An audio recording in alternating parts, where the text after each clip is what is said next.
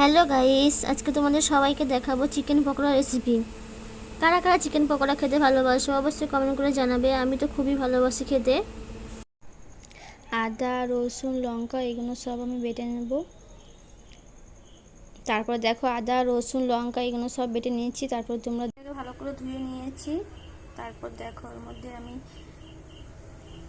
যেগুলো দেবো তোমাদের সবাইকে দেখাচ্ছি। এটা অল্প একটু গোলমরিচের গুঁড়ো দিয়ে দিলাম। তারপরে দেখো আদা বাটা দিয়ে দিলাম। রসুন বাটা, এই যে রসুন বাটা দিয়ে দিলাম। কাঁচা লঙ্কা বাটা এগুলো দিয়ে দিলাম। তারপর দেখো পরিমাণ মতো নুন দিয়ে দিলাম। অল্প একটু হলুদ গুঁড়ো দিয়ে দিলাম। তারপর দেখো অল্প একটু লঙ্কার গুঁড়ো দিয়ে দিলাম।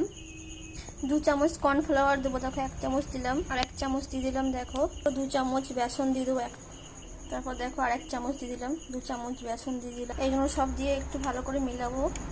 এই ডিমটা ভেঙে দিয়ে দেবো। একটা ডিম দেখো আমি একটা ডিম দিয়ে দিয়েছি। এগুলো সব এবার ভালো করে মিক্স করে নেবো।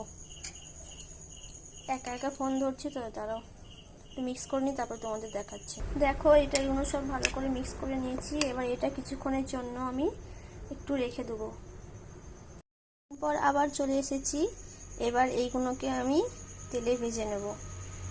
আমি তেলের মধ্যে সব ছেড়ে দিয়েছি। দেখো শেষ হয়ে গেছে। দেখো পকোড়া বানানো শেষ। আমার পকোড়া বানানো কমপ্লিট হয়ে গেছে। দিয়েছি চিকেন পকোড়াটা, খেয়ে দেখো তো কেমন লাগছে। খাও তো, কেমন হয়েছে? দারুন দারুন দারুন, ভালো হয়েছে।